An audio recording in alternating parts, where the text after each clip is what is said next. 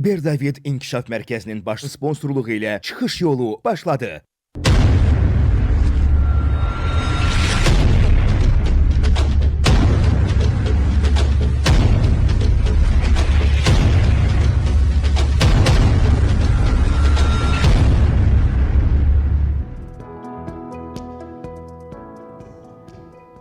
Əziz tamaşaçılarımız, xoş gördük sizin hər birinizi. Mənim əzizlərim, çıxış yolunun daimi izləyiciləri, bizi hər gün eyni saatda gözləyən daimi tamaşaçılarımız. İnanıram ki, əhval-ruhiyyəniz xoşdur. Bugün yenə sizinlə bərabər maraqlı mövzular ətrafında müzakirələr aparacağıq. Telefon nömrələrimiz həmişə olduğu kimi sizin ixtiyarınızdadır. Şəhər nömrələrindən bizə zəng edə bilərsiniz. 562 21 23 və eyni zamanda WhatsApp üzərindən də yaza bilərsiniz. 055 352 13 02. Xeyli müddətdir sizin diqqətinizə çatdırırıq ki, may ayının 28-də Azərbaycanımızda, paytaxt Bakıda möhtəşəm bir tədbir həyata keçiriləcək və bu tədbiri həyata keçirən Aztürk Holdingdir. Bəli, Aztürk Holding böyük bir layihəsini təqdimatını keçirdir. Bugün proqramımızda Səidə xanım iştirak edir, əziz tamaşaçılarımız. Səidə xanım Novruzova Aztürk Holdingin marketinq şöbəsinin rəhbəridir. Hər dəfə bizə maraqlı məlumatlarla gəlir. Yenə istəyirəm o məlumatlardan tamaşaçılarımıza çatdırasınız. Bizi may ayının 28-i nə gözləyir? Əvvəlcə hər kəs salamlayıram, söz verdiyiniz üçün təşəkkür edirəm. Bəli, çox düzgün vuruladınız.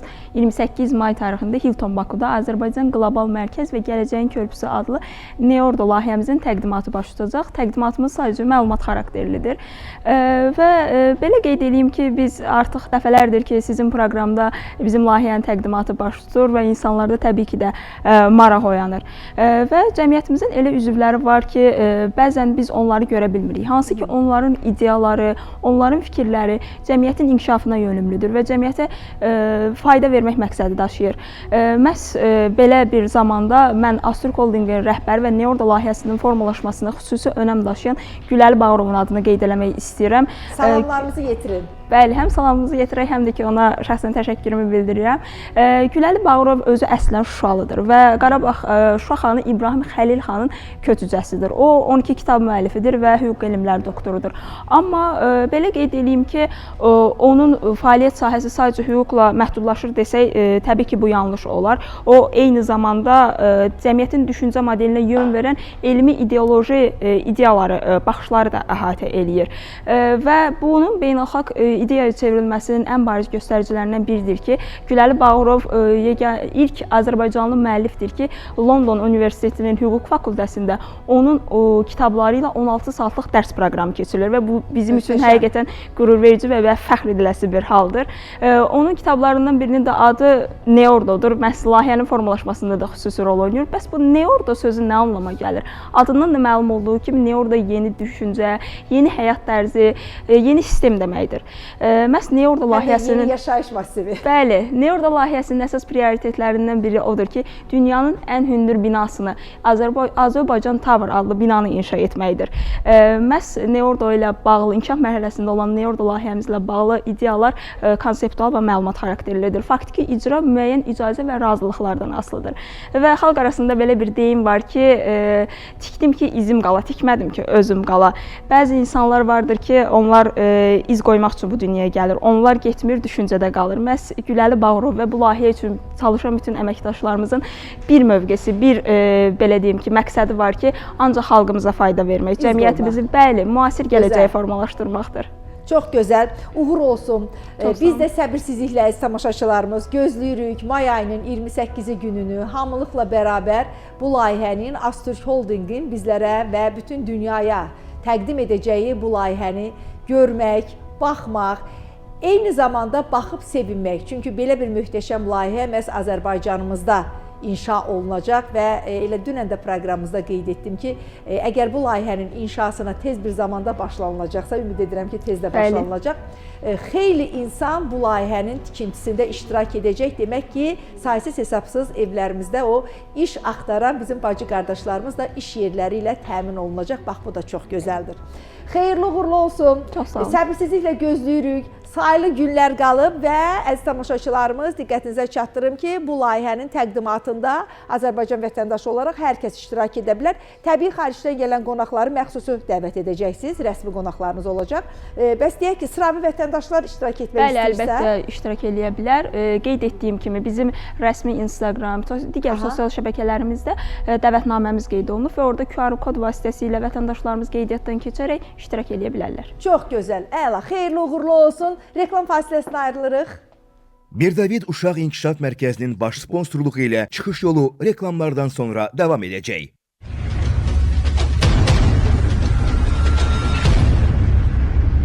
Birdavid Uşaq İnkişaf Mərkəzinin baş sponsorluğu ilə çıxış yolu reklamlardan sonra davam edir.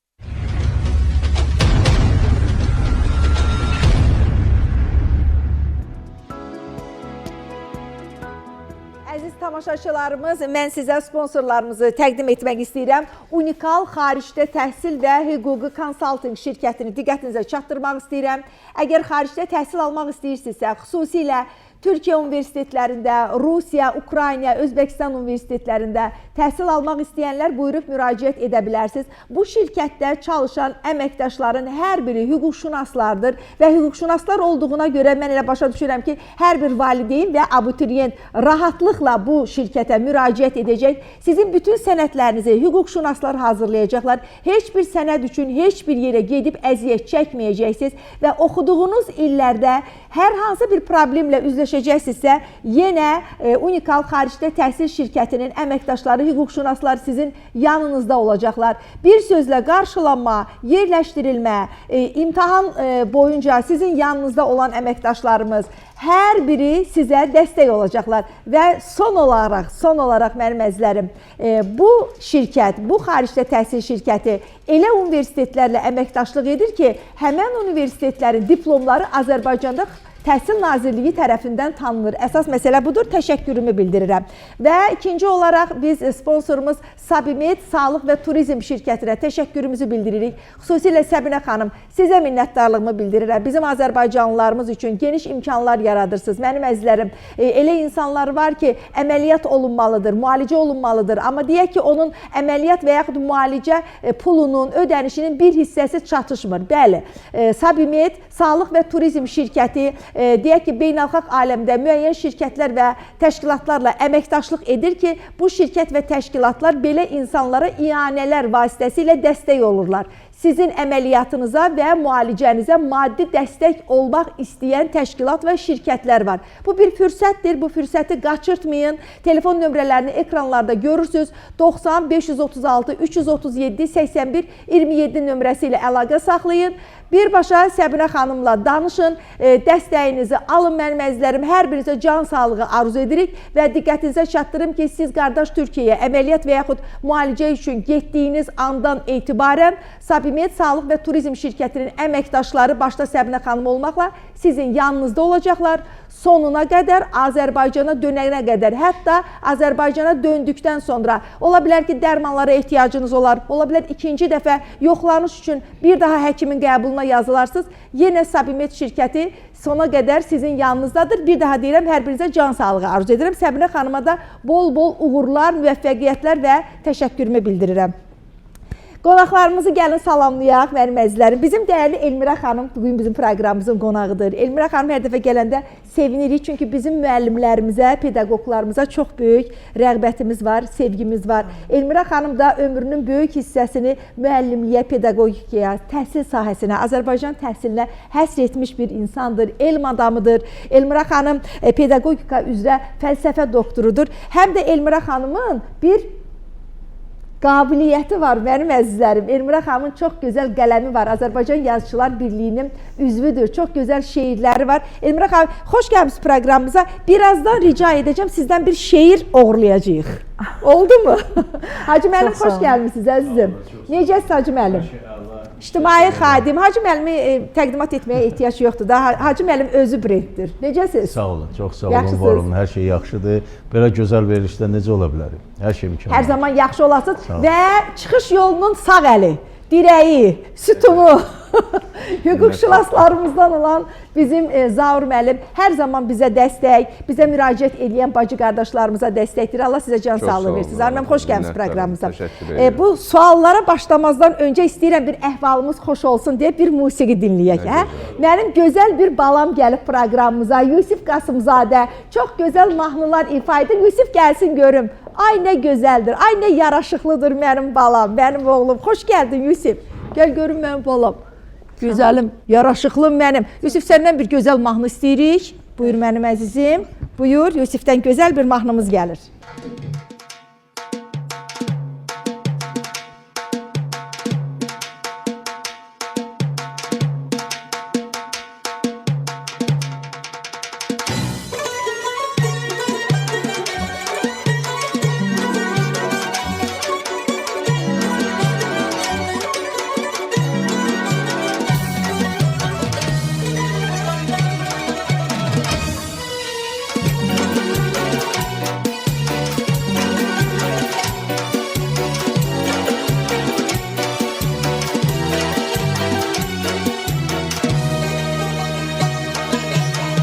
Şanın dağları, başı dumanlı, qırmızı koftalı, yaşıl tumanlı, dərdindən ölməyə çoxdur yumalı, dərdindən ölməyə çoxdur yumalı. Ay qız, bu nə qaş göz, bu nə tel, ölənəm dərdindən, bunu bil, danışmasan da balam, barı gün. Ay qız, bu nə qaş göz, bu nə tel, ölənəm dərdindən, bunu bil, danışmasan da balam, barı gün.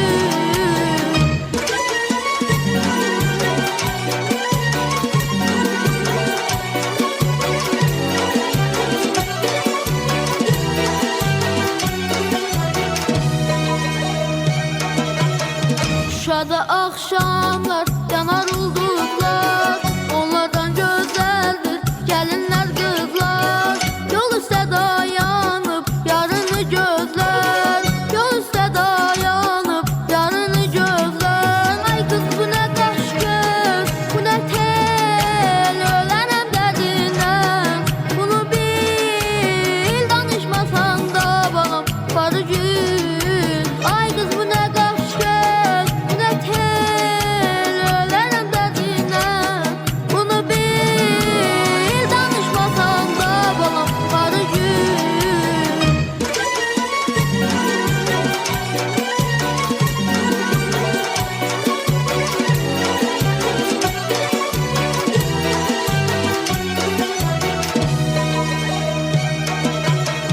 Şanın hər yandan gəlir torağı, tərifə layiqdir İsa bulağı. Dağları bağları, qızlar oylağı, dağları bağları, qızlar oylağı. Ay qız, bu nə qaş göz, bu nə tel, ölənəm dərdindən, bunu bil, danışmasan da balam, barı gün. Ay qız, bu nə qaş göz, bu nə tel, ölənəm dərdindən, bunu bil, danışmasan da balam, barı gün.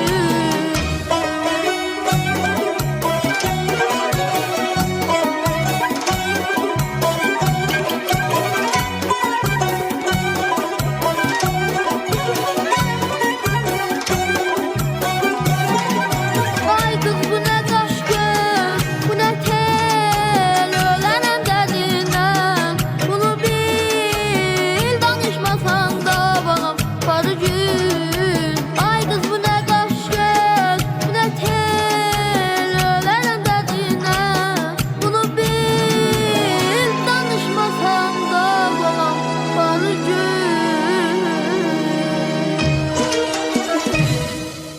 Təşəkkür, təşəkkür. Yusif, neçənci sinifdə oxuyursan balam? 6. Hansı məktəbdə? Üsumlar tam orta məktəbdə. Maşallah olsun, maşallah olsun. Müəllimlərinə bizdən salam söyləyərsən. Bəs də görüm musiqidə kimdir müəllimin? Babək Niftəliyev, əməkdar. Ay maşallah. Babək müəllim buradan salamlayırıq, salamlarımızı göndəririk. Gözəl tələbələriniz var, yaxşı tələbələr yetişdirirsiniz. Biz təxmin eləməliydik ki, bu cür gözəl ifanın o cür gözəl bir müəllim Gözəl olmalıdır. oxudun, gözəl. Bəli. Təşəkkür edirik. Əyləşərsən studiyamızda, mən bir dənə də mahnı istəyəcəm səndən. Olarmı? Olar. Buyur mənim əzizim, buyur. Belə, burada əyləşirsən mənim balam, studiyada orada əyləşirsən. Deməli belə, əziz tamaşaçılarımız, çoxlu sayda uşaqlarla bağlı xüsusi olaraq bizə suallar yönləndirmisiniz. Son zamanlar uşaq hüquqları ilə bağlı Zaur müəllim, o qədər suallar var. Əslində uşaq hüquqlarının müdafiəsi bizim Azərbaycanımızda, yəni dövlət tərəfindən çox yüksək səviyyədə qorunur.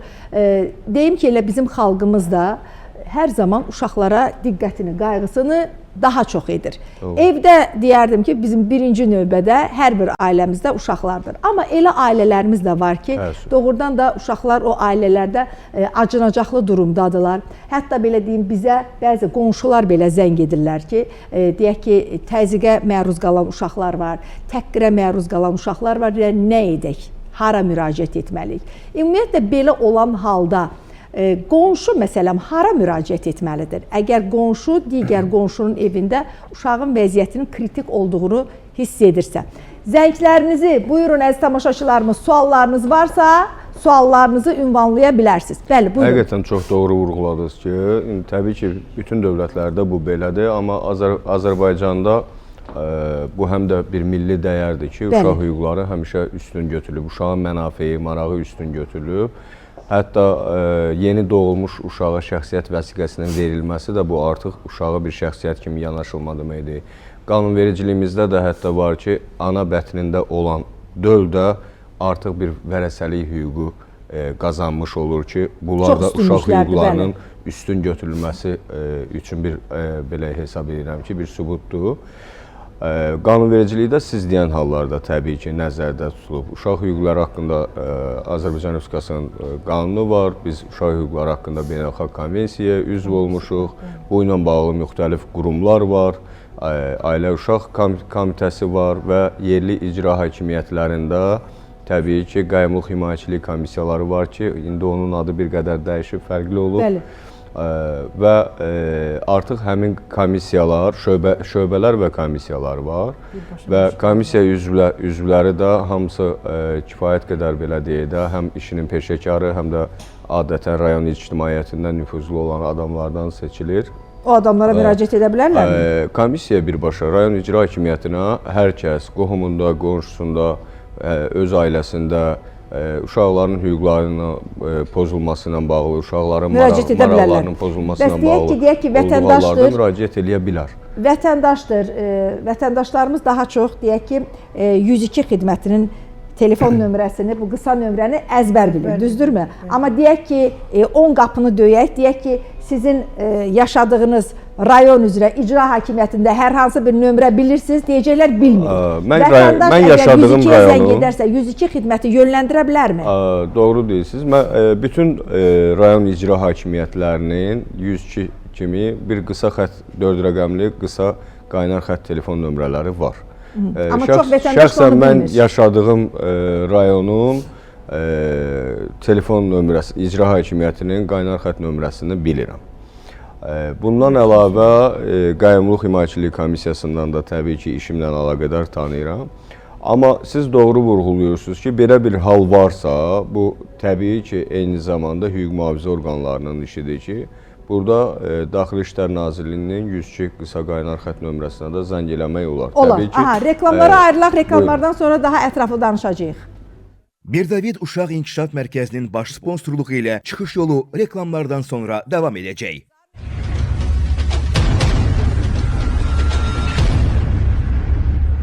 Birdavid Uşaq İnkişaf Mərkəzinin baş sponsorluğu ilə çıxış yolu reklamlardan sonra davam edir.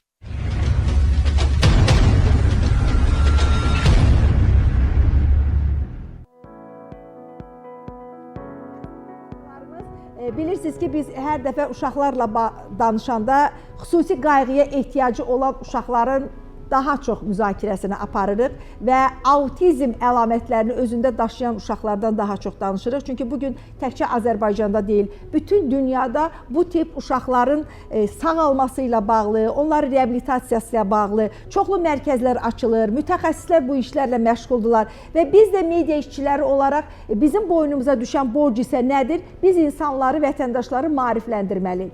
Xüsusi qayğıya ehtiyacı olan uşaq deyəndə Hacı müəllim ilə siz yadıma düşürsünüz. Çünki Hacı müəllim illərlə Azərbaycanımıza, düzdür Elmirə xanım, belə bir layihə həyata keçirib, Ümidlə Gəl layihəsi. Düzdür, hal-hazırda o layihə televiziya ekranlarında deyil, amma sosial şəbəkə üzərindən bugünə qədər də Hacı müəllim Ümidlə Gəl deyənlərə elə qapısını açıq qoyub deyir, gəlin və imkanları daxilində onlara dəstək olur, kömək olur. Ümumiyyətlə, bilmək istəyirəm, bu illər ərzində sizli, bizli, hər birimiz bu qədər maarifləndirmə işi görmüşük.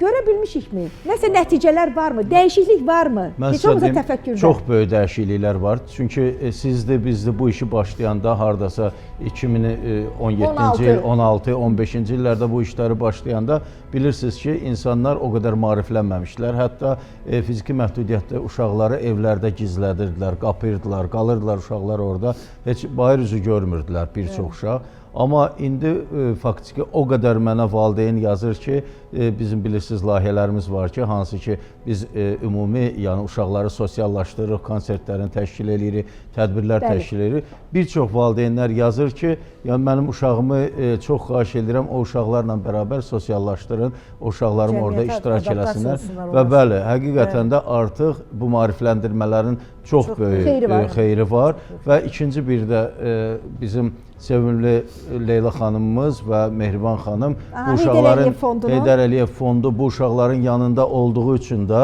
mən sizə deyərdim ki, o da insanlara çox müsbət təsir verir. Çünki bizi kimi, yəni bu işin içində olan insanlar da onlardan məhz bəhrələnib bu işlərə qatılırıq və daha çox layihələr eləyirik.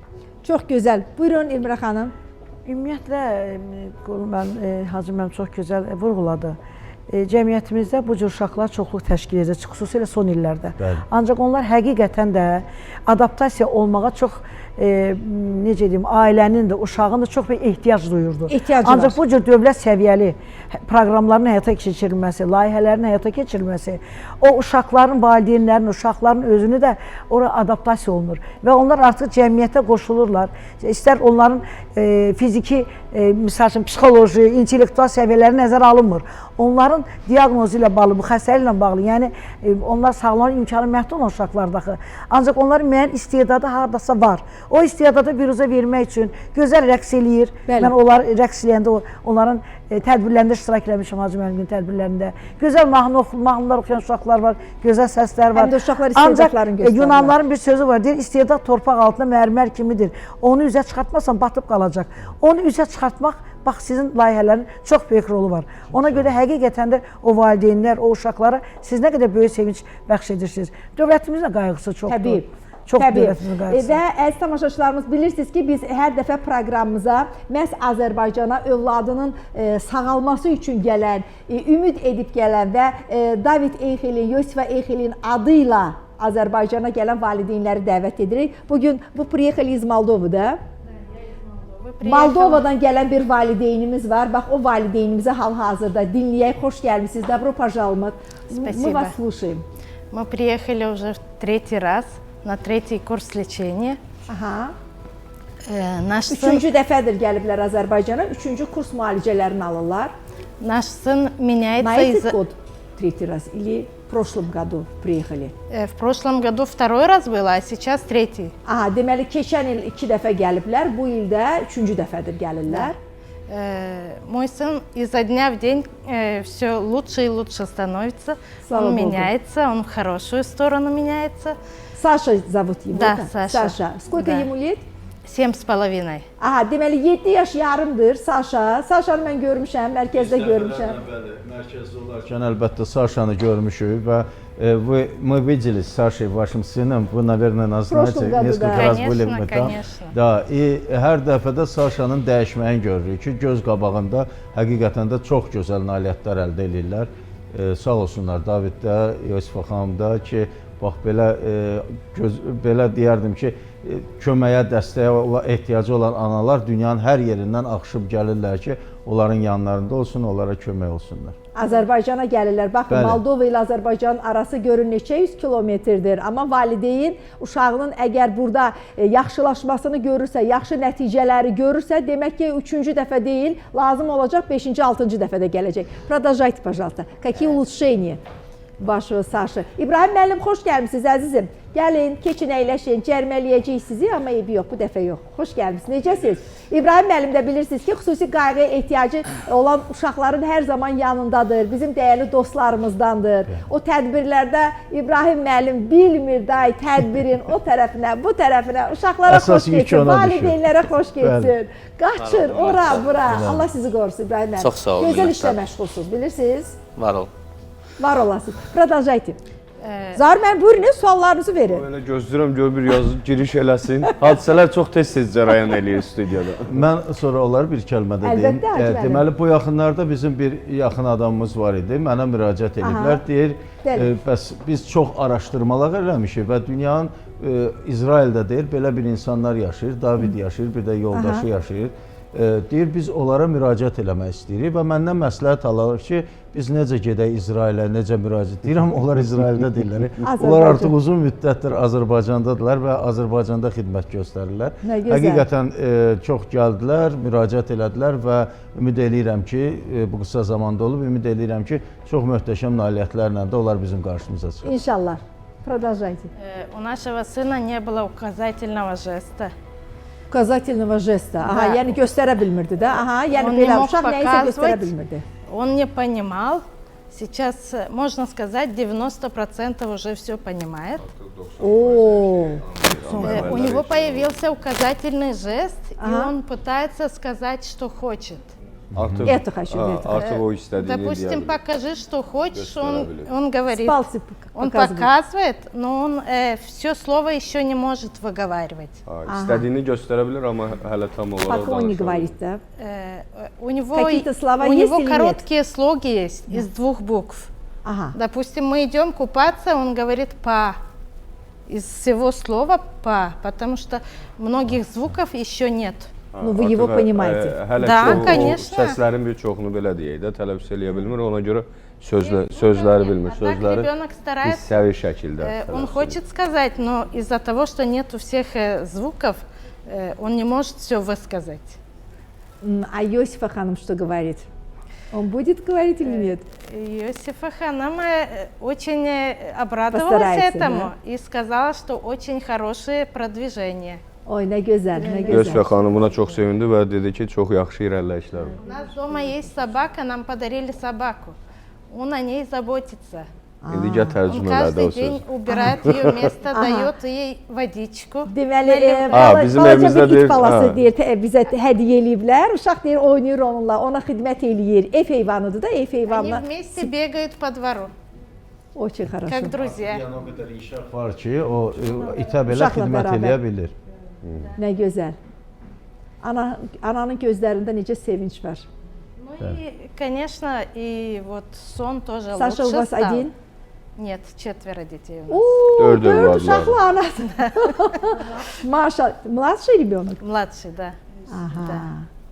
А других детям ничего нет? Problemi Нет, yoxdur. другие Проблемы все нет? здоровые, здесь Все все здоровые, работают слава уже. Богу. Да. Aha, böyük uşaqlarında heç bir problemi yoxdur. Deməli, kiçik Saşada bu problemlər var. İnşallah ki, David bəyin və Yosifa xanımın bu reabilitasiyası ilə, müalicəsi ilə, metodları vasitəsilə bu problemlər də aradan qalar. И Он очень хорошо кушать стал, правда, опять-таки выбирает он еду, Выбирает, да? но он хорошо кушает, очень хорошо. Yeməyi плотно. seçsə də yenə də, amma əvvəlkindən nisbətən yaxşı yeməyə başladı. что он любит? Что он больше кушает? Очень мало Хорошо, продуктов. Очень мало. То, Ага. что он Мясо кушает, это кушает? очень мало. Мясо кушает, Aha. молочное не кушает, еще овощи, фрукты тоже нет. Ət yeyir, Очень süd məhsulları vıbaraç. yemir, meyvə tərəvəz yemir. Verirlər qidaları. Каши никакие он Специально не что-то дает кушает. или нет? Специально. Конечно, Видит. специально для него готовлю отдельную еду. Onun üçün xüsusi olaraq yemək hazırlayıram. Yox, orada həkim Интересно, göstəriş что verir. именно вы готовите? Вот я сейчас думаю, что можно готовить, если ребенок не кушает ни мясо, ни овощи, ни фрукты, Мясо только мясо. кушает. То есть только мясо. Мясо, рыбу кушает. Из картошки все любит. Картоф Ay, yer, borç balık yiyecek. yer, et yer. Да, борщ любит. Borş yeyir, Borş kartof yeyir, Onların xüsusi balıq yemək yeyir. rejimi var. Ну, тогда orada. Bu uşaq нельзя nəyi сказать, yeməlidir? что вообще овощем не питается. Onda demək потому olmaz что ki, o uşaq борщ ümumiyyətlə это nəyisə само, yemir. Yeyir. Borş состоит yeyirsə, из əgər овощей. borşun Da, içində da, tərəvəzlər da, da. var da, kələm var, kök var, çuğundur var, demək ki, onları yeyir uşaq. Да, да, в борщ ставлю все, Bu все вот azərbaycanski, эти... понимаете? Да, немножко. Немножко. Azərbaycana o qədər gəlib gedirlər ki, Azərbaycan borşun içindən danışdım, gördüm diqqətlə baxır Ну, mənə. я уже третий раз, и немножко мне Üçüncü трудно, dəfədir deyir но все gəlirəm. равно я Amma deyir, стараюсь понять. az deyir, По чуть-чуть. başa düşürəm. Да, по чуть-чуть. Çox gələcəksiniz, artıq Azərbaycanlıya Ну, çevriləcəksiniz. допустим, вот яйца он любит жареные, вареные не кушает. Aha, qızartma Это deyir, то же самое xoşlayır. яйцо, но вареное Amma он не deyir, кушает. qaynatma deyir, məsəl üçün xoşlamır. Ему надо есть вареный, правда? Ну, Или лучше нет? вареное, конечно. Aha, əsas ona deyir, qaynanmış şeylər daha yaxşı olur da Самое yedirtmək. главное, Məsələn, самое главное, он любит мясо, как я. Все, я думаю, что уже проблемы əsas нет. məsələ o qızlar müəllim deyir ki, mənim kimi o da ət yeməyi xoşlayır. Да. Oğlan uşaqdır, ət yeməyi yaxşıdır. Bəzi uşaqlar var ki, autizmdən əziyyət çəkən uşaqlar var ki, ət yemirlər, əziz tamaşaçılarımız, ət yemirlər, toyuq yemirlər, balıq yemirlər. Ümumiyyətlə ətin dadı nədir bilmirlər. Yumurtanın dadı nədir bilməyən uşaqlar var. Yəni yemir də, valideyn onu heç cür yedizdirə bilmir. Фрукты тоже не кушает, да? Не любит? Фрукты он Мейве кушает? как временами Выбирает? кушает, потом Seçir. бывает промежуток, он не кушает. Elə bir müddət olur ki, yeyir. yeyir, elə Да. bir müddət gəlir Но ki, не все yemir. фрукты, не все. Bananı он kuşает, apelsini, mandarini. Bananı, naringini, apelsini, bax bunları sevir. Amma başqaları. Buyurun, sualınız varsa buyurun. Yox, xanımı təbrik edirəm ki, Azərbaycan dilini öyrənməyə başlayıb. Поздравляем Bu вас. ayaqları Что dedilər вы ki, учитесь artıq danışır da və artıq Azərbaycanın bir hissəsinə çevrilə bilər. Bəli. Və Əslində çünki elə, uşağı burada şəfa tapırsa, mən öz təcrübəmdən deyirəm, Nurana xanım, mənim anamla əməliyyat olunanda Türkiyədə, yəni o ölkə mənə o Bilməyənlərin diqqətinə çatdırım mı? Bilməyənlərin İstəyirsiniz- diqqətinə çatdırım ki, Hacı müəllim tək-tək insanlardandır ki, o anasına donor olaraq qaraciyərinin Bəli. bir hissəsini hədiyyə edib. bax Anasına verib. Anasına sağ olun, ömür çox bağışlayıb. sağ olun. Anasına həyat bağışlamış bir oğuldur. Çox sağ Bəli. olun, var olun. Bax, o ölkə mənim üçün artıq o qədər doğmadır. Çünki mənim anam orada şəfa tapmışdı. Bizim əməliyyatımız orada olmuşdu. İndi bax, David bəygilə görə də Azərbaycana nə qədər insanlar gəlir ki, Tərcümə edir. onlar artıq bu ölkəyə doğmalaşırlar və övladları ki, bu ölkədə şəfa tapırlar. Bu ölkə onlar üçün bir vətənə çevrilir. Bəli. Ona görə həm o tərəfi var, həm bu tərəflərini də gərək qeyd eləyək ki, bəli. Gələn insanları doğması kimi qəbul edir. Əlbəttə. Dilini də, mədəniyyətini də, irsini də, hər şeyi öyrədir. Və buradan gedənlər, Azərbaycandan gedənlər ancaq Azərbaycana böyük sevgi ilə yanaşırlar. Azərbaycan haqqında hər Хотите yerdə что-то xoş сказать? sözlər söyləyirlər. Про нас хотите что-то Asfaltın сказать? deyəcəyim. Görək bizim haqqımızda nə deyəcək? O desin.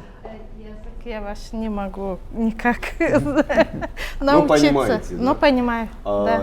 Еще, Почти все понимаю. а как вам, в общем, Азербайджан, Danışanda siz наши deyil, mən başa люди? düşürəm. Ну, очень красивая инфраструктура, очень все везде İnfrastrukturunuz deyil, çox красиво. möhtəşəmdir, gözəldir şəhər. Люди какие? Adamlar necədirlər?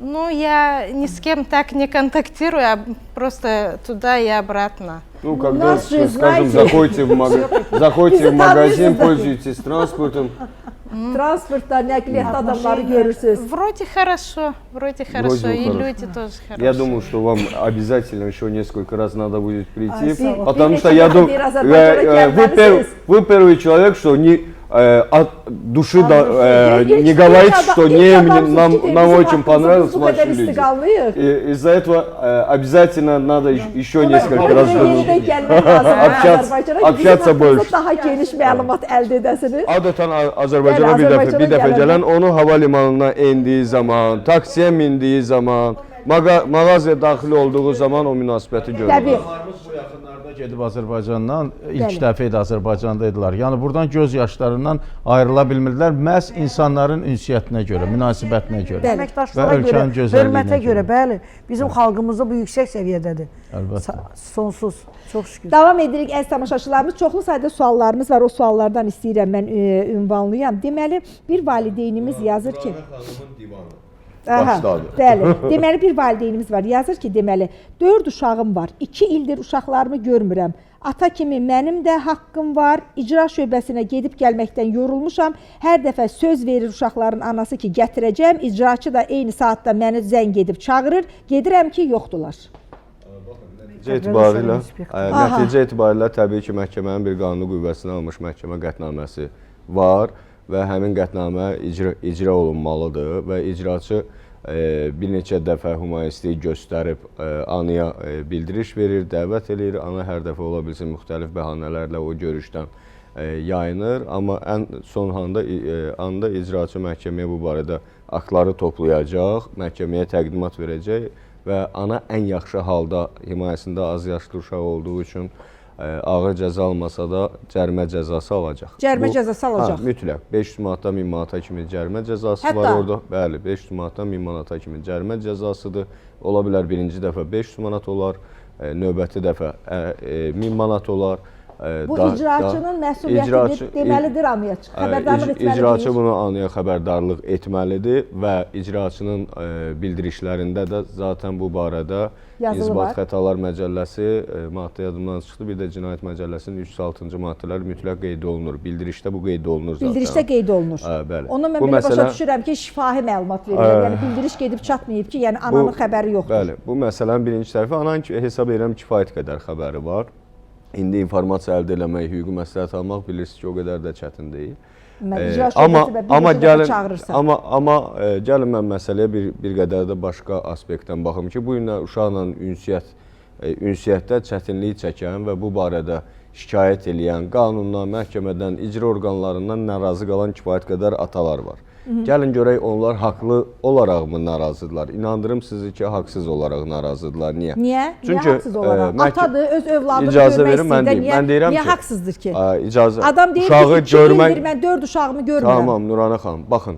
Uşağı görmək atanın haqqıdır. Haqqıdır, bəli. Atalıq hüququ məhdudlaşmayıbsa, atalıq hüququndan məhrum olmayıbsa, bu onun haqqıdır. Bəli. Məhkəməyə müraciət edir, məhkəmə qərar qəbul edir, icraya gedir, icraçı da icra etməlidir. Amma nəticə etibarilə bəzən atalar uşaqları ilə görüşə bilməyəndə qanundan, məhkəmədən, icraçıdan narazı qalırlar ki, icra olunmadı. Amma vətəndaş nəzərə almır ki, misal üçün, olur 2 il, 3 il, 5 il, hətta 10 il uşağını görmür valideyn. Birdən-birə uşaqla görüş üçün məhkəməyə müraciət edir. Və bu müddət ərzində artıq həmin insan uşaq üçün valideyn yox, yad bir adam, əmi, dayı obrazında olur. Çünki görüşmür. Deyir ki, 2 ildir getmədiyim yer qalmayıb, müraciət 2 ildir görmürəm. Mən bu valideynim, suala siz toxunmuşkən mən haşiyə çıxıb bir qədər də əlavə elədim ki, bu cür müraciətlər mənə də çox gəlir. Biz sizinlə də bu barədə müzakirələr aparmışıq öz aramızda. Məsələ budur ki, mənim demək istədiyim nədir? Uşaqla ünsiyyət, bağ qopmamış, uşaq nə qədər sizi unutmamış, ortaya bir uçurum yaranmamış, tamam qoy ataların o təbliğcə desək, ana uşağı sizə qarşı öyrətməmiş, ayrıldığınız an, fərqi yoxdur, ana uşağı götürdü, getdi o atasının evinə. Fərqi yoxdur da, ana boşanmaya verəcək, verməyəcək, barışacaqsınız, barışmayacaqsınız. Uşaqla ünsiyyəti qırmayın. Ana imkan yaratmırsa, ünsiyyəti necə? Nurana xanım, ona görə deyirəm, dərhal məhkəməyə müraciət edin, uşaqla görüş hüququ əldə edin. Mənim atalara tövsiyəm budur. Yenə deyirəm, buna demirəm, sualı verdiniz, amma ümumi olaraq atalara tövsiyəm. Konkret olaraq, bax bu ata konkret nə buna etsin? cavab verdim. Konkret olaraq ata nə etsin? Deyir ki, mən 2 ildir ayrılmışam, məhkəmə qərar çıxardıb, uşaqlarımla ünsiyyət hüququm var, artıq iş gedib icra şöbəsinə, icraçı da deyir, zəng edir, hər dəfə mənə deyir ki, məsəl üçün həftənin 4-cü günü ana uşaqları gətirəcək. Mən gedirəm, 2 ildir deyir, mən gedirəm, Uşaqlar yoxdur. Mən gedirəm. Bu ola bilməz. Üzr istəyirəm. Yalandır. Orada demir 2 il. Yeni qanun çıxıb axı. Konstitusiya plenum qərarı çıxıb ki, artıq uşaqla ünsiyyətdə qarşı tərəf əgər övladları göstərmirsə, əks halda kim ki uşaqların görə bilməyə çətinlik çəkirsə, məhkəməyə müraciət edib təzminat açmalıdır və mütləq şəkildə hansı valideynin himayəsi xeyr, yeni konstitusiya dövlətinə mənafinə o inzibati məsuliyyətə cəlb etməkdir. O icra və probasiya şöbəsinin icra qərarın yayınmaq və icra etməmək barəsində inzibati məsuliyyətə cəlb olunur. Vətəndaş bəli, bəli. Ana, bəli. Hətta Lakin bu da var. Bu da var, bəli. Yəni belə deyək də yeni qanunla onda belə anlaşılar ki, yeni qanunla uşağı qarşı tərəfə ya anasına ya atasına göstərməmək kimi imkan yoxdur onda, hə? İndi təzminat Mütləq açılır. göstərirsən. Bəli, təzminat açılır. Bir halda əks ki, uşaq görüşmək istəsin. Uşaq görüşmək istəməsə necə olacaq? Uşaq görüşmək istəməyəndə nə olur? Uşaq görüşmək istəməyən də adətən icra və probasiya şöbəsi Yaşına bax. psixoloq iştirakı ilə hətta Bəli, olur. Şərait yaradır ki, elə praktikada biz yaşamışıq, yəni hər kəsimiz burada həmkarlarım bilir ki, elə çox olur ki, uşaq istəmir valideyni görmək. Onda icra və probasiya şöbəsinin əməkdaşı şərait yaradır. Uşaqla yeni ünsiyyət yaradır. Yeni hər şey yenidən Uşaq əgər başlayır. görmək istəmir, deyək ki, lap uşağın 11 yaşı var, 12 yaşı var. Deyək ki, 4 ildir də atanı görməyib, ana da kifayət qədər, nəinki ana, Gəlirsiniz mən deyənə nənə, axır. dayı, kifayət qədər ata haqqında xoşa gəlməz ifadələr işlədiblər. Yəni yavaş-yavaş gəlirsən. Hə, Ona yəni görə susdum, tamam. reallığa yavaş-yavaş Aha, gəlirik. aha. Və uşağa atanı deyək ki, elə bir tərzdə təqdim ediblər ki, uşaq artıq atanı görmək istəmir. Ata da can atır, övladıdır da görmək istəyir. İndi uşaq görmək istəmir. Bax indi necə olacaq? Mənə çıxış yolu deyil. Ata nə etsin? Qətnamənin, baxın, elə qətnamə var ki, icrası mümkündür, elə qətnamə var ki, onun icrası mümkün deyil. Bu artıq icrası mümkün olmayan qətnamələr silsiləsindəndir. Yəni, Gülnar xanımın qeyd elədiyi kimi, icraçı bütün mümkün vasitələrdən istifadə edir qətnaməni icra eləmək üçün. Çünki icraçının işi qətnaməni icra eləməkdir, məhkəmə qərarı dövlətin adından çıxardıb məcburidir. Amma məcburidir kimlər üçün? Bizim üçün, valideynlər üçün, icraçılar üçün. Amma bu uşaq az yaşlıdır. Bu uşağın hələ inzibati məsuliyyəti yarana bilməz. Cinayət məsuliyyəti yarana bilməz ki, məhkəmənin qərarından niyə boyun qaçırdırsan? Uşaq da bu və ya digər səbəbdən görüşmək istəmirsə, məsələ burasındadır ki, nə qədər icraçı ona münbit şərait yaratsa da, sosioloq, psixoloq dəvət eləsə də, görüşləri keçirməyə çalışsa da və s. və ilaxır, o bağ qopubsa ki, barəsində danışırdım.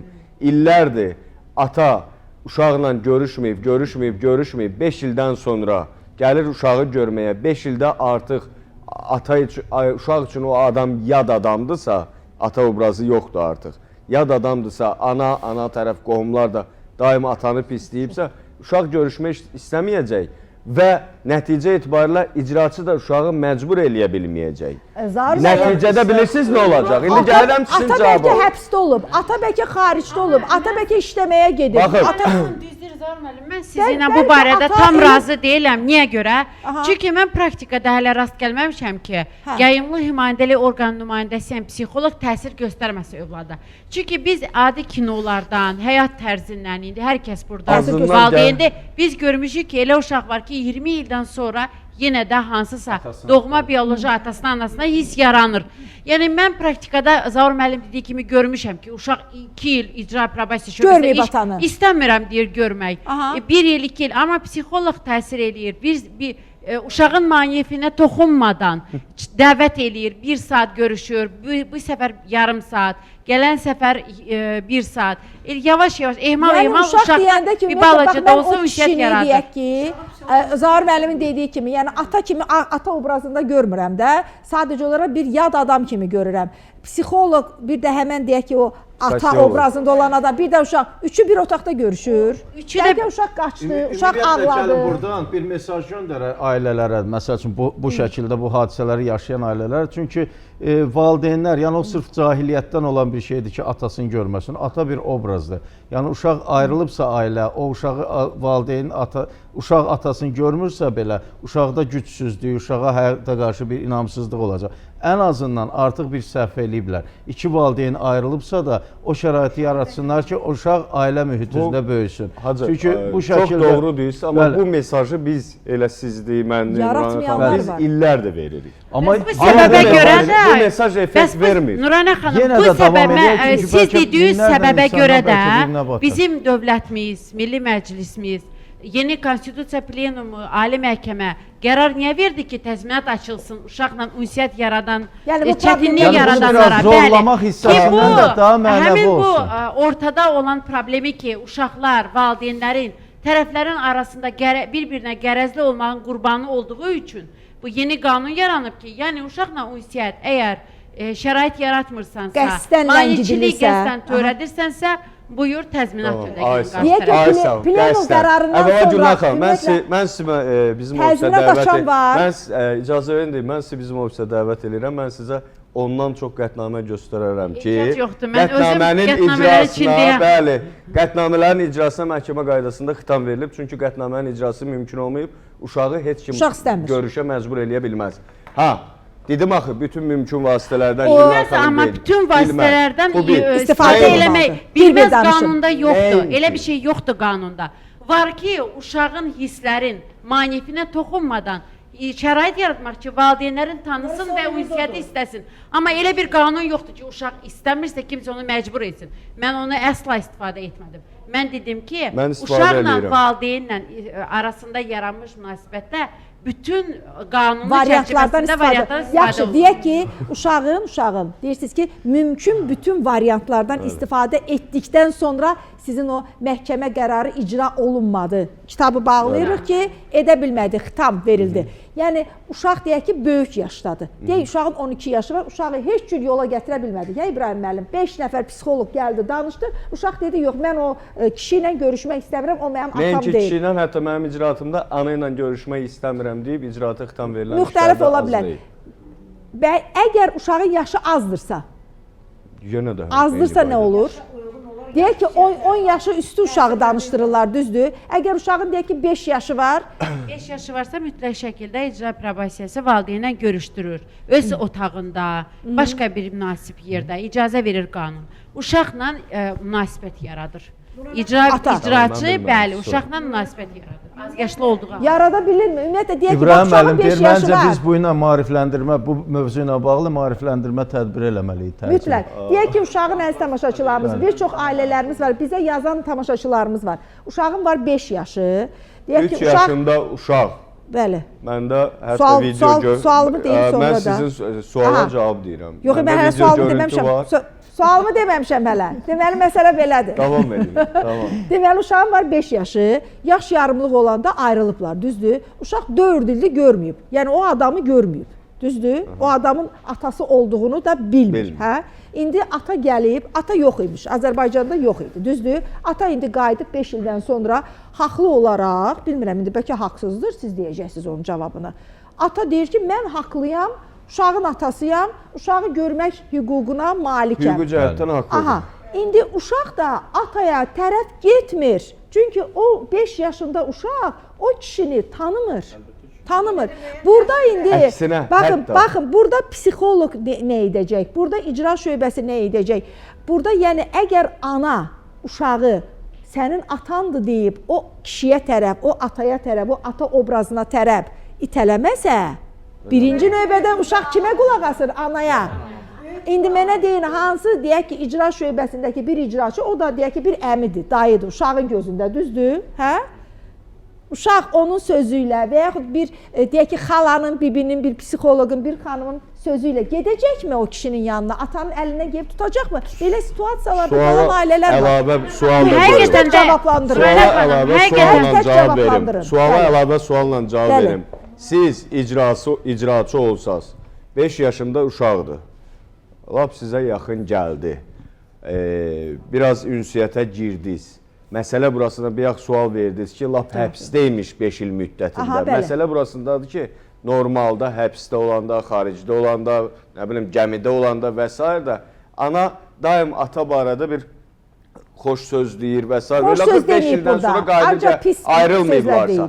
Ayrılanda biz düşməncəsinə ayrılırıq deyə, dostcasına, mədəni şəkildə ayrıla bilmirik deyə, daim bu uşağın sözü babadan, nənədən, anadan ata barədə pis şeylər eləyir. Konkretləşdirən, siz icraçısınız, 5 yaşında uşaq çırpınır, deyir, gedmirəm ona yaxın, sosiologsuz danışdınız, psixologsuz danışdınız, ata hədiyyə gətirdi Amerikadan, nə bilim, qoy belə deyirlər də adətən. Bu uşaq gedmirsə, siz məcburi o uşağı ananın əlindən alıb atanın qucağına verə bilərsiniz. Nurayna xanım, verə bilərsiniz. Harada istəyir, niyə istəyirsə orada Bir qadağanı, dəqiqə mümkün gözləyin, deyil. Nurayna xanım. Bax, burada həmişə verilişdə vəkillər də oturur, hüquqşünaslar da oturur. Mən 17 il məhkəmə işçi olmuşam və sıx icra məmuru və probasiya şöbəsinə bir idarədə oturmuşam. Təbii ki, mən praktikamla danışıram, ehtimallarla danışmıram.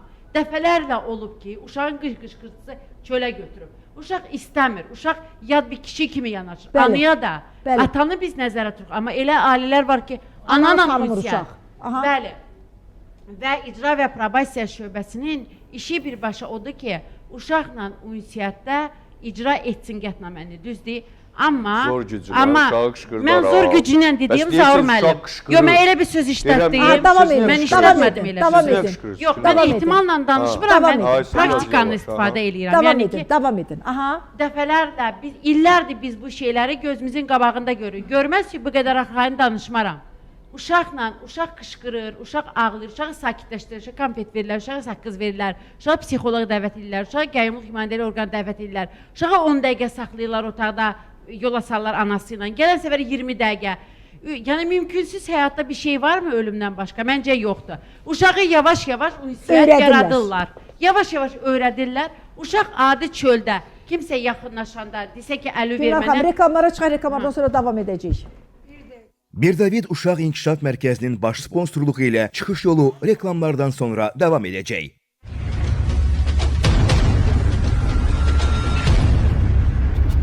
Birdavid Uşaq İnkişaf Mərkəzinin baş sponsorluğu ilə çıxış yolu reklamlardan sonra davam edir.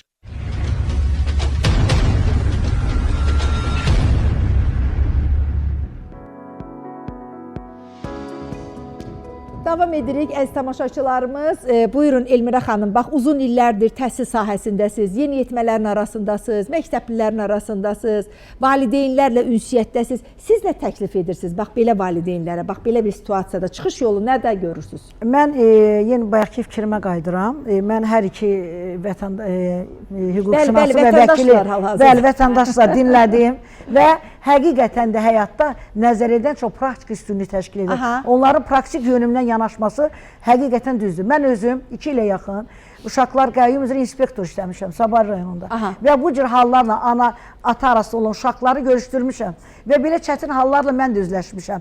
Və bilirəm ki, icra və probasiya şöbəsində məcburi qaydada nəyisə eləyəndə yenə də uşaqlara sosioloq, psixoloq orada təşkil olunur və onlar uşağı yola gətirirlər. Ancaq sizin bu dediyiniz, bu valideyn ki, indi oxudunuz, dediniz ki, ata görüşmək istəyir, görüş ala bilmir. Mən bir fikir təklif edə bilərəm. Fikir nədən ibarətdir? Fikir odur ki, həyatda ümumiyyətlə, ailə həyatında üstünlük həmişə ana üzərinə, ana tərbiyə edir. Ananın tərbiyəsi üstünlük təşkil edir. Ata həmişə ailədə mənəvi dayaq olubdur, maddi dayaq olub, pul qazanıb, gətirib, ailə saxlayıb. Uşaqlar ataya bu cür yanaşıblar. Ancaq ananın sözü 90% övlad hə deyib. Həmin ana, o qadın düşünməlidir ki, bugün 5 yaşında olan uşaq 5 ildən, 10 ildən sonra atasını ondan istəyəcək. Çünki o qalmır, başa düşmür, o uşaqdır. Onun psixologiyası başqa cürdür. Sonradan deyəcək, bəs, ayana, mənim atam kimdir? Deyəcək, 5 yaş sənin atan gəlmiş, sən ondan görüşmədin. Xeyr, onu ana yaradır, onu bibi yaradır, onu nənə yaradır, yaratmalı deyil. O, onu hüquqi cəhətdən atasıdır. Bəli, ana yenə də ana. Deyir, ana deyir, gülərsə, deyir, evin divarları da gülər. Ana çox şey, ana haqqı deyir, Tanrı haqqıdır. Yəni, ana müqəddəsdir. Ana övladını nəyi öyrətsə, nəyi başa salsa, ata sevgisini verə bilər. Əgər öz aralarında nəsə olub, insident ayrılıblar, axı övladın nə günahı var? Ümumiyyətlə pedaqogikada, psixologiyada sübut olunub ki, 14 yaşdan sonra uşaqlara şəxsiyyət kimi baxırlar. O uşaq əgər 14 yaşı varsa, artıq onun düşüncə tərzi də böyükdür. Amma balaca uşaqlar siz dediniz ki, 5 yaş, 6 yaş, bəli, deyir, istəmirəm. Nə atamı, nə anamı misal üçün deyirəm. Amma buna baxmayaraq yenə də təklif edin həmin valideynlərə ki, ana, o ərlə ərvad arasında üzrəyəm sizdən çox şey ola bilər. Ailə dəyərlərimiz var da bizim. Biz onu çalışaq, qoruyaq. Çox şeyi düzgün istiqamətə aparan valideynlər övlada bildirmir. Arada olan münaqişəni övlad bilməli deyil. Qapının arxasında danışmalıdırlar. Övlad niyə bilsin? Və övladda yox, biz qapını açıb bütün hər kəsi oraya dəvət edirik. Qonum qonşu da bilməli deyil. Sevgi yaratmalıdır. Ataya ata sevgisi, anaya ana. Yəni onların münasibəti xüsusilə gənc ailələrimizə aiddir bu bunlar. Əgər uşaq deyək ki, bir tərəf ana tərəf uşağı göstərmək istəmir, ata da israr edir icra şöbəsinə ki, məhkəmə qərarı var, mən uşaqla görüşmək istəyirəm, övladım bilməlidir ki, mən onun atasıyam. Psixoloqu dəvət edir, sosioloqu dəvət edir. Məsəl üçün, ola bilər ki, uşağın 5 yaşı var, 6 yaşı var, uşaq orada bir ağladı. Hə? Ağladı da uşaqdır da, demirəm orada kimsə ona təzyiq göstərdi. Uşaqdır da, əmilər, dayılar gördü, o icra şöbəsinin özünü gördü. Yəni, əyləncə mərkəzi deyil ki. Bir günün prosesi deyil o. Ağ rəhlənmiş otaqlardır. O bir günlə deyil. Aha, deyək ki, uşaq gəldi orada ağladı. Ağladığı təqdirdə ana şikayət verə bilərmi ki, mənim uşağıma təsir göstərdilər, təzyiq olundu mənim uşağıma və növbəti dəfə biz görüşə gəlməkdən imtina edirik. Ananın belə bir ixtiyarı varmı? Yəni ki, mənim uşağıma təsir göstərdilər. Yenə də burada baxmaq lazımdır ki, həmin təsir, təzyiq nə formada olub? Yox, formasını demirəm. Ümumiyyətlə, ana şikayət edə bilərmi? Ananın hər bir halda şikayət eləmək hüququdur. Ana qətnən edirlər. Qərəzli tərəf. Ana icraçıdan ədliyyə, icraçının belə deyək də, hərəkət və hərəkətsizliyindən Ədliyyə Nazirliyinin... Yenə icraçı qaldı ortaya. Bəli, Ədliyyə Nazirliyinin icrabaşı idarəsinə... Günahkar oldu. Ədliyyə Nazirliyinin icrabaşı idarəsinə şikayət eləyə bilər. Gülnar xanım dedi, məni qabaqladı, maşallah, inzibati məhkəməyə qətnamənin... Yaxşı, burada icraçı nə günahı var? İcraçının hərəkət və hərəkətsizliyindən eyni zamanda da qətnaməni qəbul eləyən rayon məhkəməsinə qətnaməyə nəzarət barədə ərizə ilə də müraciət edə bilər. Siz sual verirsiniz ki, şikayət eləyə bilər, mən deyirəm eləyə bilər. Amma şikayət təmin olunarmı, olunmazmı, bu sualın başqa tərəfidir. Yox, mən birisi sualımı necə verdim, Zaur müəllim. Ana deməyəcək ki, icraçı mənim uşağımı məcbur etdi görüşməyə. Məsəl üçün, uşağım istəmir. Orada sosioloqlar var, psixoloqlar var. Uşağım o atmosferdə özünü pis hiss edir, ağlayır. Uşağımın psixoloji durumu gərginləşdi. Uşağım özünü gəldi evdə pis hiss etdi. Uşağım gəldi 3 gün evdə yemək yemədi. Zaman vaxt vermək lazımdır. Belə bir tərzdə ana, məsəl üçün, müraciət edib, şikayət edib, haqqı varmı? Növbəti görüşü imtina etsinlər, təxirə salsınlar. Bəli, təxirə sala bilər. Bəli, bunun cavabı istəyirəm. Eyni siz dediyiniz qaydada olur.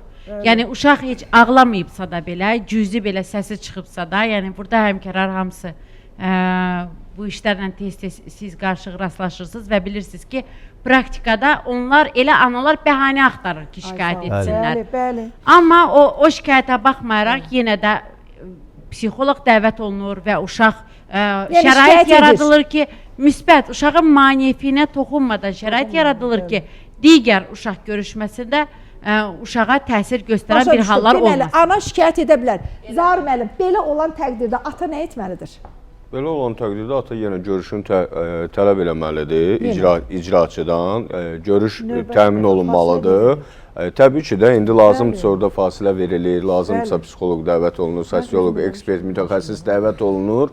Hətta bu prosesə belə deyək də video qeydi də aparılır, hal şahidləri tərəfindən aktlaşdırılır, icraçı tərəfindən hal şahidlərinin iştirakı ilə aktlaşdırılır. Orada əgər hesab olunsa ki, burada heç bir belə deyək də ana imkan vermir, ana maneçilik törədir, bu da aktlaşdırılıb. Hətta icraçı ananın özü barədə də artıq təqdimat verə bilər məhkəməyə. Ana haqqında. Əlbəttə ki, yəni qətnamənin icrasına qəsdən maneçilik törətməklə bağlı. Yox, burada ata tərəfdəsə belə deyək də problem ata barədə təqdimatı verə bilər. Burada əgər ekspertlər yazsa, versə ki, biz münbit şərait yaratmağa çalışdıq, söhbət elədik, görüş təşkil elədik, bir dəfə, 2 dəfə, 3 dəfə bu video registratorla qeydə alınıb, sübut olunur, hal şahidlərinin iştirakı ilə akt tərtib olunub, sübut olunursa, icraçı bunu aylarla, illərlə davam etdirməyə borclu deyil. Deyil.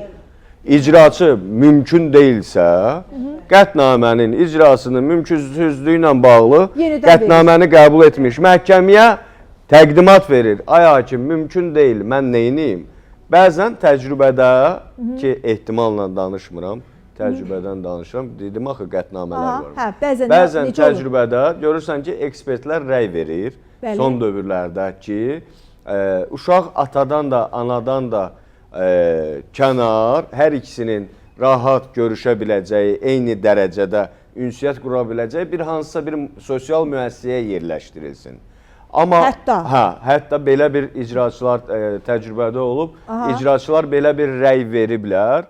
Amma burada da məsələ burasındadır ki, heç kim məcburi necə ki müayinə oluna bilməz, necə ki heç kim məcburi müalicə oluna bilməz. Eyni zamanda yenə uşaq da məcburi olaraq hər hansı bir müəssisəyə yerləşdirilə bilməz. Ona görə təcrübədə heç bir hakim, təbii ki, heç bir uşaq da bu ananın yanında qalıbsa, anaya bağlıdırsa və ya atanın yanında qalıbsa, ataya bağlıdırsa, heç bir uşaq da ananı və ya bağlı olduğu atanı qoyub sosial müəssisəyə getmək istəmədiyi üçün heç bir hakim də bunu təmin eləyə bilmir. Aydındır. Müəssisəyə getmək üçün ümumiyyətlə Nurayna xanım, atanla ananın gərək analıq və atalıq hüququ məhdudlaşdırılan məhkəmə qətnaməsi əsasında. Və bizim bir belə sualımız var idi. Və yaxud da hər ikisinin razılığı Və bizim belə bir sualımız var idi. Elə baxın, sosial müəssisə ki deyirsiniz.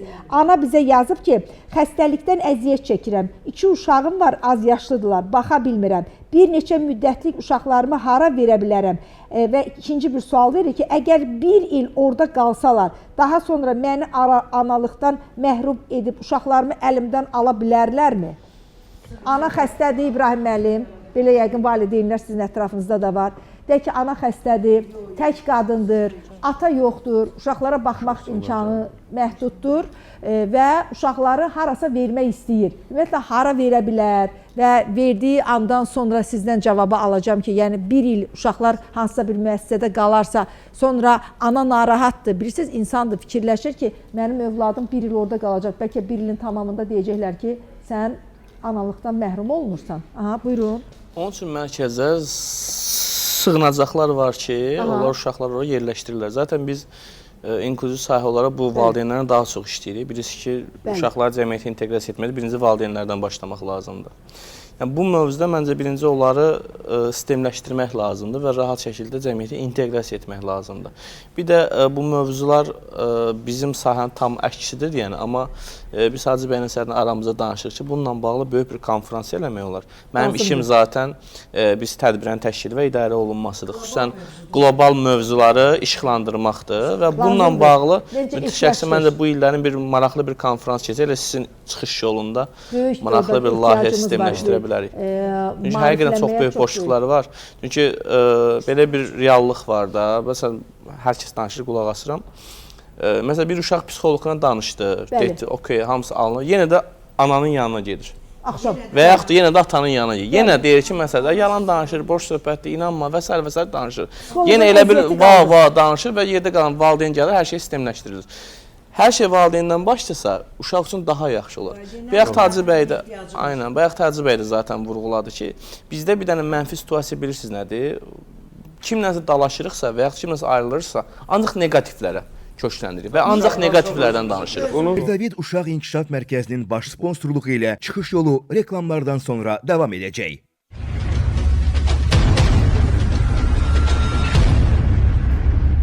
David Uşaq İnkişaf Mərkəzinin baş sponsorluğu ilə çıxış yolu reklamlardan sonra davam edir.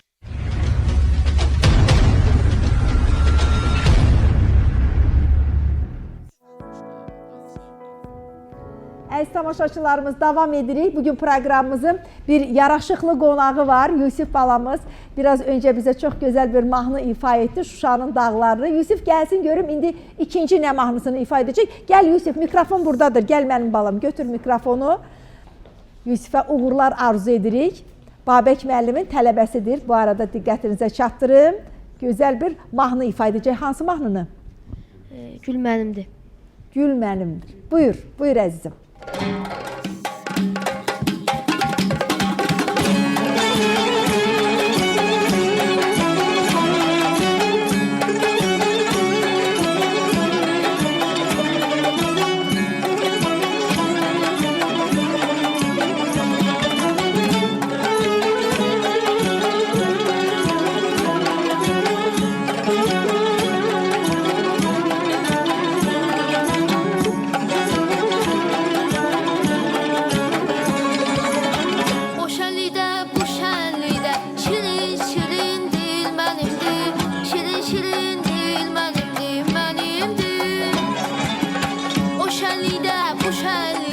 Şirin şirin dil mənimdir, şirin şirin dil mənimdir, mənimdir. Ötmə bayquş səməndə, təməllidə, təməllidə. Mən bülbüləm, gül mənimdir, gül mənimdir, gül mənim. Mən bülbüləm, gül mənimdir, gül mənimdir. Ötmə bayquş səməndə, təməllidə, təməllidə. Mən bülbüləm, gül mənimdir, gül mənimdir, gül mənim.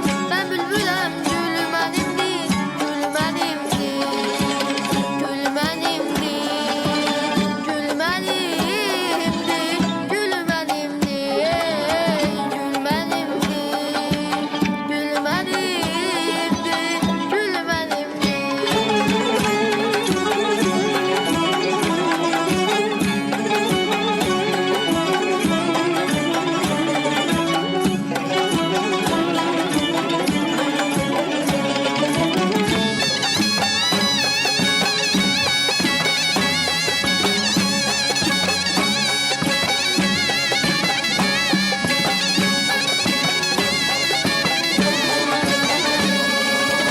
Sənsiz könlüm ağlar mənim, göz yaşlarım çağlar mənim, göz yaşlarım çağlar mənim, çağlayan.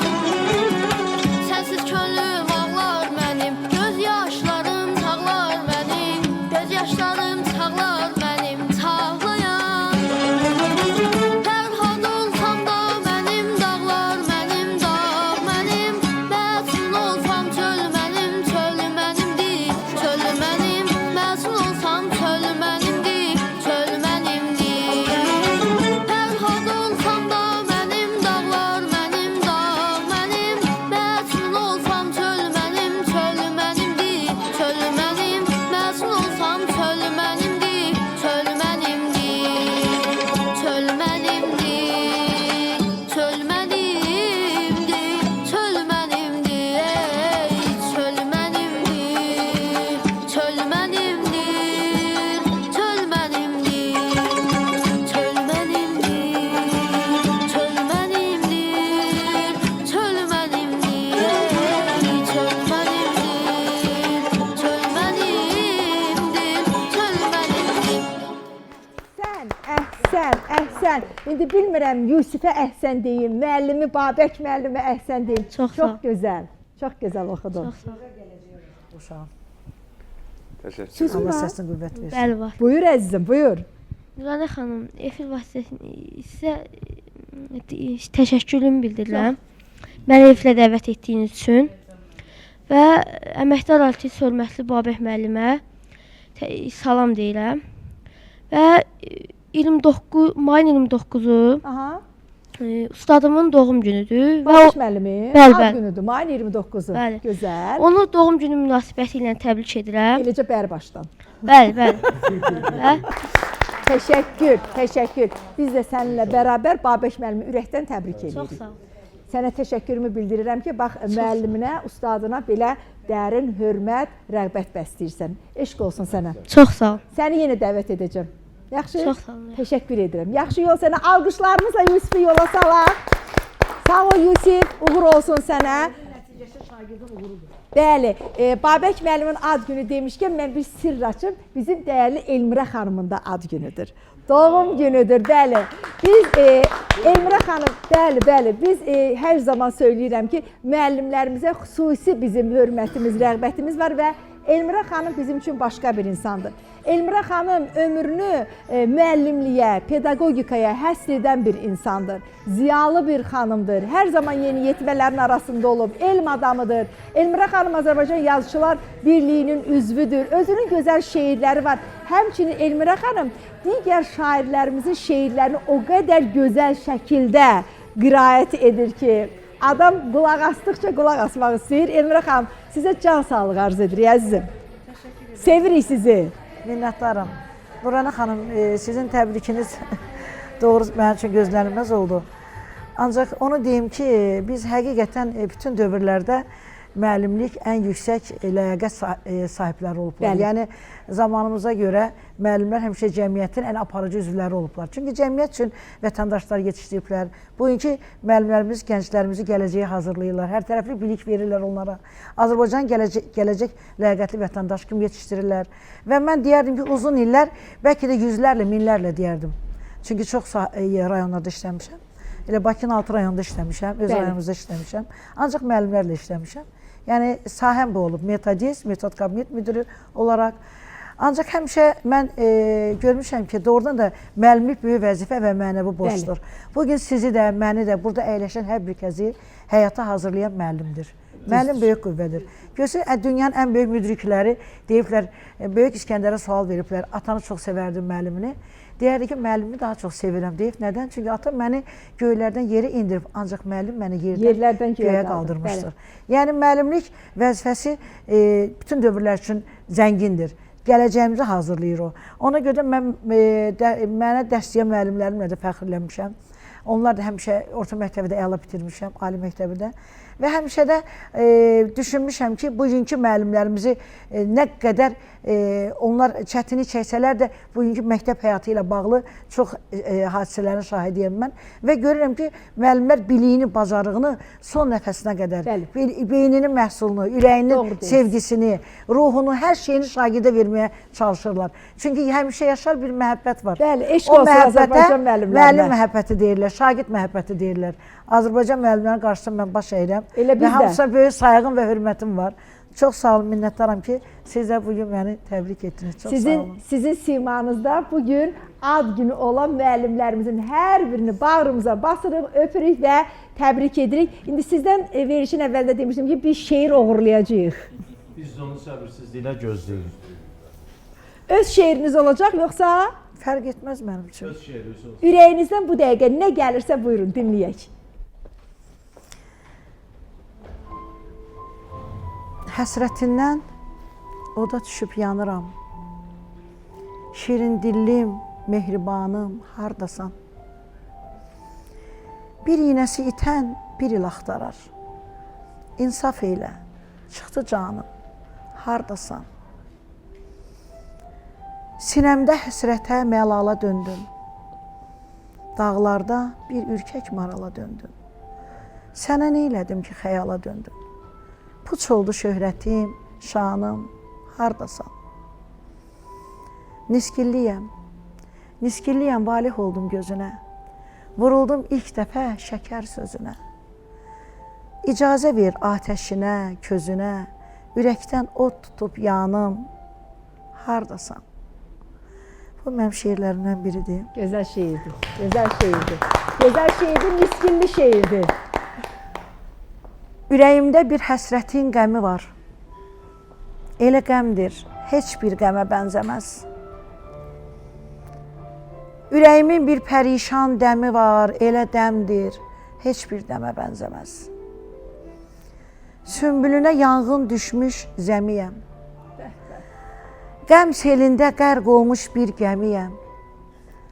Qəm üstündə köklü kaman simiyəm, elə simdir, heç bir simə bənzəməz. Aman Allah, aman Allah könlümdəki nə qəmdir. Bu qəm deyil, taleyimdən sitəmdir. Xəyallarım indi mənə həmdəmdir. Bu həmdəmim bir həmdəmə bənzəməz. Hər bir günün yaxşısı var, nəsi var.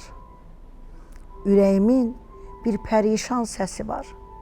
Bu səsin həm zili, həm pəsi var. Bəmiz ilə zili bəmə bənzəməz. Mirvari Dilbazi. Möhtəşəm, möhtəşəm. Mən sizə bugün ad gününüzdür. Bundan sonraki həyatınızda Allah sizə 100 il ömür versin. Yəni 101-i yaşamağı özünüz bilərsiniz. Amma biz 100 ili arzu edirik. Sağlam ömür versin. Sağlam ömür mənalı versin. Həyat versin. Bəli, heç vaxt qəm, kədər, qüssə nədir bilməyəsiniz. Bəzənibdir, istəyirsiniz, mən sizə gözəl şeirlər deyim. Bəzənibdir çöl çəmən, ətir saçır yansəmən. Səs rejissorumuz musiqini dəyiş. Ötür kaman, saz, tütək, bir səs dinləyirəm mən, bayramınız mübarək. Əla. Nəğmə qoşur Kür çayı, ömrümüzün nur payı. Qanat çalır qanağayı, dini pıçıldaşır gül, çiçək, bayramınız mübarək. Bəh. Çıxdıq bahara, yaza, uçduq aya, ulduza, təbiət yolumuza, gül səpir ətək-ətək, dinir köksümdə ürək, bayramınız mübarək, bayramınız mübarək. Ad gününüz mübarək, ad gününüz mübarək. Mən bu şeiri 8-ci sinifdə yazmışam, Mingəçevir İşıqları qəzetində çıxıb mənim bu şeirim. Ona görə bu şeiri yadıma düşdü. Mingəçevir İşıqları. Mingəçevir İşıqları qəzetində. Sətrimiz daha təsirli idi ki, iynəsi itən bir il Amma axtarır, mənim çıxdı sonraki canım şeirim hardasa. həyat hadisələri ilə bağlıdır. Gözəl, mənim əzizlərim, ad günü olanların hər birini ürəkdən təbrik edirik və yenə mən sizə autizmli uşaqlar haqqında məlumat vermək istəyirəm. Dəyərli valideynlərimiz, baxın burada Moldovadan gələn bir valideynimiz var. Onu bura gətirən, neçə yüz kilometri qət edib Azərbaycana gətirən nədir? Təbii ki, övladının sağalması üçün gəlir. Belə valideynləri alqışlamaq lazımdır İbrahim müəllim. Və belə valideynləri, mən dediklərimi tərcümə eləyin Zar müəllim. Belə valideynləri nümunə göstərmək lazımdır. O valideynlərə ki, onların deyək ki, övladında hələ autizmin çox az bir işartıları, simptomları var, keçər deyir. Ötüb keçəcək deyir. Hacı müəllim, ötüb keçirmi? Keçmir axı o simptomlar. Əlbəttə. Bəs biz bu valideynləri necə maarifləndirək ki, tez bir zamanda müraciət etsinlər? Nə qədər tez müraciət etsələr, o qədər də yaxşıdır. Bəli, buyurun. Nə qədər tez mərkəzlərə müraciət etsələr, əlbəttə ki, o qədər də yaxşıdır. Çünki zamanında müdaxilə eləyərlər, zamanında yardım göstərirlər, kömək edərlər. Başa düşür xanım, bayaq da dedi ki, başa düşür. Bəli, eyni, nə vaxt müraciət eləsələr, bir o qədər də mən deyərdim ki, yaxşıdır. Çünki neçə dənə uşaqlar olub ki, gözümüzün önündə eləməz bir David mərkəzinə müraciət eləyiblər və oradakı müalicələrin nəticəsini görmüşük ki, az yaşlı olanda vaxtında müraciət etmişdilər, gözəl də nəticələr alıblar. Çünki autizm simptomlu uşaqlar ən çox erkən yaşlı uşaqlarda əmələ gəlir. Bəli. Və valideyn bunu sonradan bilir. Mən öz nəvəmlə bağlı Gülnara xanım bilir. Elə bilmişəm. 3 yaşından sonra bilmişik ki, uşaqda bu əlamət var, yəni yeriməkdə. Tarazon saxlaya bilmirdi. Aktivliyi yox. Uşaq vaxtı bilinmir. 1 yaş, 2 yaş bilinmir. Sonradan hiss olunur, sonradan bilir. Ancaq sonraki bərpa mərkəzləri, sonraki həkimlər sağ olsunlar nəticəsində və sonradan bir David mərkəzi də kömək edir. Zamanında görəndə ki, uşaqda hər hansı bir dəyişiklik var, mütləq bizim psixoloqlara müraciət eləsinlər. Çünki o mərhələni buraxırlar, o məqamı buraxırlar, daha sonra da gec olur. Gecikir, sonradan gec olur. Bizim Saşanın anası istəyirəm. Bəli, müraciət eləsin. Təbii, Saşanın anası istəyirəm, valideynlərə müraciətini eşidək. Что хотите сказать родителям? Какой совет дали другим родителям? Прошу вас. Мы вас слушаем. Valideynlərə görə nə məsləhət verəcək, nə tövsiyəsi var? Прошу вас. Ну, я хочу сказать, что если имеют возможность, чтобы еще, вот как заметили, с первого дня надо сразу что-то делать. Сразу. Потому что вот аутизм это такое состояние, что каждый час, каждый день он очень dорог. Hər vaxtı uşağın qızıldır, o saniyələri qızıldır. Uşağın vaxtını itirmək olmaz. Reklamlardan sonra yenə ana ilə davam edəcəyik. Bir David Uşaq İnkişaf Mərkəzinin baş sponsorluğu ilə çıxış yolu reklamlardan sonra davam edəcək.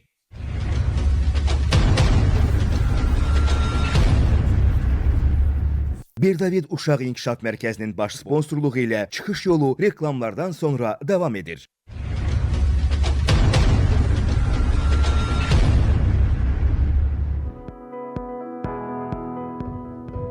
Əziz tamaşaçılarımız, mən yerə Bir David mərkəzi haqqında sizə məlumat vermək istəyirəm. Yosifa Eyxelə, David Eyxelə dərin təşəkkürümü bildirirəm. Baxın, Moldovadan gələn valideyni, övladının sağlığı üçün Azərbaycana gəlib. Dəyərli bizim Azərbaycanlılarımız, uzaq dağ kəndlərində yaşayan Azərbaycanlılarımız, əgər uşağınız danışmırsa, nitqində bir problem varsa, əgər sizin gözünüzə baxmırsa, gözünüzlə təmas qura bilmirsinizsə, uşaq öz aləmindədirsə, siz heç onun aləminə daxil ola bilmirsinizsə, uşaqla kontakt yarada bilmirsinizsə, normal yedirdə bilmirsiniz, yeməkləri seçirsə, normal yatırda bilmirsiniz. Bir sözlə, uşaqla bağlı problem yaşayırsınız. Demək ki, sizin övladınızda problem var. Keçər deməyin, gələn il düzələcək deməyin. Ber David mərkəzinin təsisçiləri David Eyxel, Yosifa Eyxel hal-hazırda Azərbaycandadır. Paytaxt Bakıdadır, mərkəzdədir. Buyurun mənim əzizim 055 627 37 70 nömrəsi ilə əlaqə saxlayın. Mən dərin təşəkkürümü bildirirəm həm Yosifa xanıma, həm David bəyə. Doğrudan da bu insanlar çox böyük zəhmət çəkirlər. Onların zəhməti hesabına bugün nəinki Azərbaycanda, dünyanın müxtəlif ölkələrindən Azərbaycana gələn bir çox uşaqlar var ki, bax onlardan biri də Saşadır. Anası deyir ki, Moldovadan gəliblər. Baxın, anası deyir ki, uşaqda nə qədər yeniliklər var, uşaq nə qədər irəliləyiş, belə deyim də, o nəticələr, irəliləyiş əldə edib. Üçüncü dəfədir biraz Azərbaycana gəlirik. Bu valideyn, əgər üçüncü dəfə Azərbaycana gəlirsə övladının müalicəsi üçün, demək ki, o birinci dəfədən sonra nəticə görüb. İkinci dəfədən sonra nəticə görüb ki, üçüncü dəfə gəlir. Ona görə mən yenə sizə səslənirəm. Dəyərli Azərbaycanlılarımız, dəyərli valideynlərimiz, övladlarınızı deyək ki, o problemləri ilə bərabər evdə saxlamayın.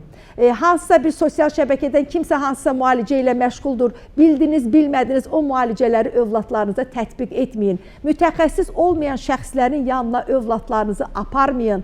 Tanımadığınız mərkəzlərə övladlarınızı aparmayın mənim əzizlərim. Arayın, axtarın, araşdırın. Əgər o mərkəzi təsis edənlər, o mərkəzdəki mütəxəssislər illərini sərf edib artıq bu sahə üzrə ixtisaslaşıblarsa, onda övladınızın sağlığını o adamlara etibar edin. Bax, bu adamlardan ikisini biz sizin diqqətinizə çatdırırıq. David Eyxel və Yosifa Eyxel onları 20 ildir bütün dünyada tanıyırlar. Bugün Azərbaycanda fəaliyyətlərini davam etdirirlər. Bir daha nömrəni diqqətinizə çatdıram, elə indi zəng edə bilərsiniz. 055 627 37 70. Bizim adımızdan zəng edin. Əgər az təminatlı ailəsinizsə, sizə həm müayinədə, həm də müalicədə, ödənişlərdə endirimlər olacaq. Bunu mən sizə söz verirəm, təşəkkürümü bildirirəm. Я хочу вас слышать. Что хотите сказать нашим родителям? Görə indi Moldovadan gələn valideynimiz bizim valideynlərə nə deyəcək? У нас очень мало времени. Вообще большое спасибо, что вот передо мной такие люди появились чисто случайно. Təsadüf nəticəsində görmüşəm, tanımışam o adamları. Через YouTube я увидела. YouTube kanalı üzərindən görüb, tanıyıb. Ни одного дня не было, чтобы я пожалела, что я вот сюда пришла. Deyir, bir gün də mən peşman olmamışam ki, bura gəldiyimə görə, Yosifa ilə Davidi mən nə yaxşı tanımışam. İri planda istəyirəm xanımın gözlərini göstərəsiniz. Adam sevincindən ağlayır, bura gəldiyinə görə, Davidlə Yosifanı tapdığına görə. Мне вообще врачи сказали, что смиритесь, этот ребенок не будет как другие дети. Deyiblər ki, ümidinizi itirmiş vəziyyətdə də barışın da belə də davam edəcək. Uşaq, Ребенок был очень тяжелый. Я сама не ожидала, что вот такой эффект будет. Я сейчас спрашиваю ребенка, если что-то спрашиваю, он отвечает, конечно, не так, как другие дети. Başqa uşaqlar kimi deyil, amma yenə də mən deyir ondan soruşanda mənə cavab verir. Ay aman, ananın göz yaşlarına bax, edir. Vay, vay, vay. Он отвечает, но я вижу, что ребенок хочет отвечать. Mənə cavab verir. Но пока у него это не выходит полностью, как у других детей. Но он хочет. Yavaş-yavaş o normal uşaqların halına qayıdır. Burada biz sağollaşmalıyıq əziz tamaşaçılarımız. Verilişimizin son dəqiqələridir. Özünüzdən müğayət olun. Allah amanında sabah görüşərik.